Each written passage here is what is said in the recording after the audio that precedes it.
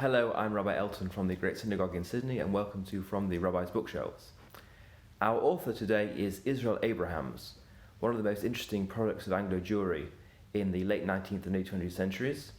His father was Barnet Abrahams, who was the Dayan, the religious judge of the Spanish-Portuguese Jews in London, and also the principal of Jews College, the ministerial training college in London.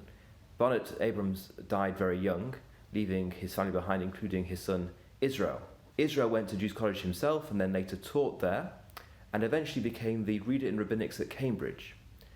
His most famous academic work is called Jewish Life in the Middle Ages, published in 1896, which takes all the available data and tries to reconstruct what it was like to live as a Jew in the medieval period. He was also a popular writer who had a long-standing column in the Jewish Chronicle, and he used that column to present for the popular audience the fruits of his research and his investigations in a way which they would find interesting and acceptable, and they were later collected into several volumes, including this one, Festival Studies. Now, the interesting thing about Abrahams is he is a strange combination of traditionalist and radical.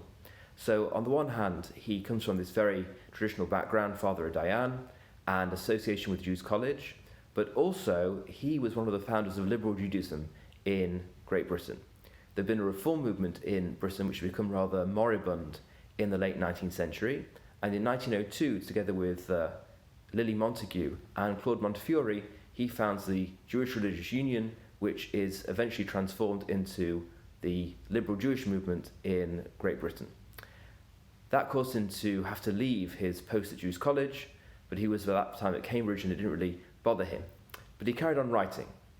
Now, he has a great appreciation of traditional Jewish life. For example, in this volume, there is a really beautiful description of his sukkah, which he used to construct as a boy, another sukkah that he used to visit on Sukkot.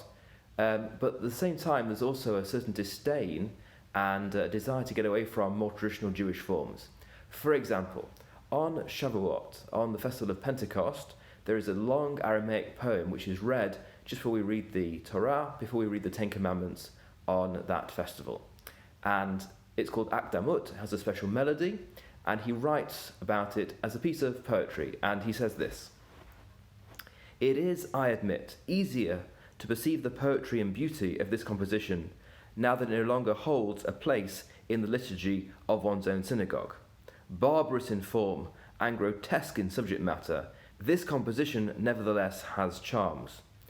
So although he can appreciate it in some sense, even aesthetically, and certainly in terms of its connection to the tradition, his more westernized, more modernized sensibility rebels against the talk of the Leviathan, this great monstrous fish, which the Akdamut poem mentions, for example.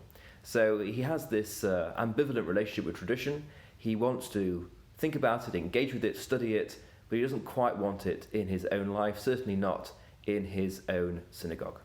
But these are all very beautiful essays, short essays, easy to read, easy to enjoy, which draw upon very, very deep knowledge of history and tradition and present them in a way which is very attractive and pleasant to read.